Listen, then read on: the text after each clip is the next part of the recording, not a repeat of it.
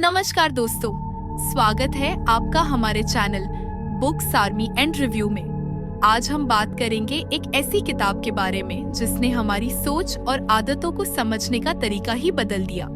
जी हाँ, हम बात कर रहे हैं द पावर ऑफ हैबिट की, जिसे लिखा है चार्ल्स डुहिग ने। क्या आप जानते हैं कि हमारे दिन भर के 40% से ज्यादा काम हमारी आदतों के कारण होते हैं? और क्या आप ये भी जानते हैं कि हम अपनी आदतों को बदलकर अपनी जिंदगी को पूरी तरह से बदल सकते हैं? जानिए कैसे इस वीडियो में। Chapter 1, habit loop. चार्ल्स डुहिग ने आदतों को समझने के लिए एक हैबिट लूप का सिद्धांत प्रस्तुत किया है। यह लूप 3 हिस्सों में बटा होता है। Q, trigger. यह वह संकेत है जो हमारे दिमाग को किसी आदत को शुरू करने के लिए प्रेरित करता है, जैसे सुबह उठते ही फोन चेक करना। रूटीन। यह वह क्रिया है जो हम उस संकेत के बाद करते हैं, जैसे फोन चेक करना, सोशल मीडिया स्क्रॉल करना। रिवॉर्ड। यह वह इनाम है जो हमें उस क्रिया के बाद मिलता है, जैसे नई जानकारी मिलना, मनोरंजन होना। जब हम इस लूप को समझते हैं तो हम अपनी आदतों को बदलने के लिए इसे नियंत्रित कर सकते हैं। Chapter 2, the craving brain. हमारी आदतें सिर्फ रूटीन नहीं होती, बल्कि वे हमारी क्रेविंग्स यानी इच्छाओं से जुड़ी होती हैं। डुहिग बताते हैं कि जब हम किसी आदत को करते हैं तो हमारा दिमाग उस क्रिया से जुड़ी संतुष्टि की इच्छा करता है। उदाहरण के लिए मैकडॉनल्ड्स ने अपने विज्ञापनों में कंफर्ट और फेमिलियरिटी की भावना को बढ़ावा दिया, जिससे लोगों की आदतें बदलने में मदद मिली। Chapter 3, the golden rule of habit change. Duhigg के अनुसार आदतों को बदलने का गोल्डन रूल है, पुराना संकेत और पुराना इनाम रखें, बस रूटीन बदलें। उदाहरण के लिए, अगर किसी को चाय के साथ बिस्किट खाने की आदत है तो वह बिस्किट की जगह सूखे मेवे या फल खा सकता है। इससे पुराना संकेत और इनाम वही रहेगा, बस रूटीन बदल जाएगा। Chapter 4, keystone habits. Keystone habits वे आदतें होती हैं जो अन्य आदतों को प्रभावित करती हैं, जैसे रोज सुबह बिस्तर लगाना, व्यायाम करना या समय पर सोना।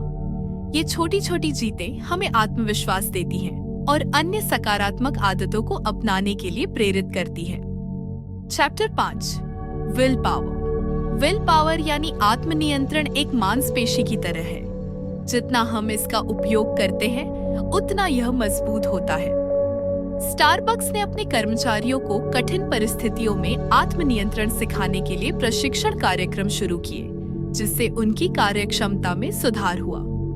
Chapter 6, the power of crisis.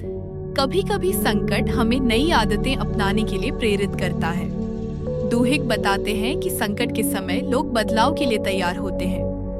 उदाहरण के लिए, एक अस्पताल ने मरीजों की गलत इलाज की घटनाओं के बाद अपनी कार्यप्रणाली में सुधार किया, जिससे सुरक्षा मानक और प्रदर्शन में सुधार हुआ। Chapter 7, companies predict and control habits.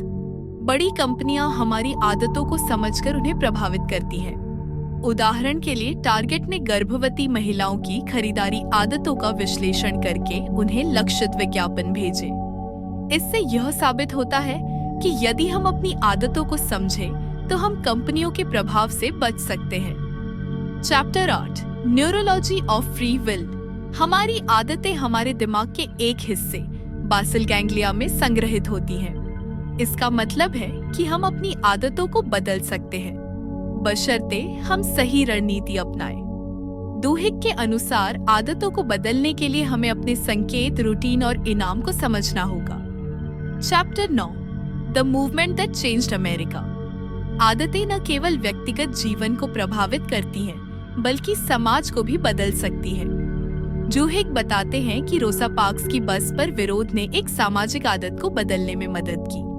जब लोग एक साथ मिलकर एक आदत को बदलते हैं तो बड़े सामाजिक परिवर्तन संभव होते हैं। Chapter 10, role of faith in habit change.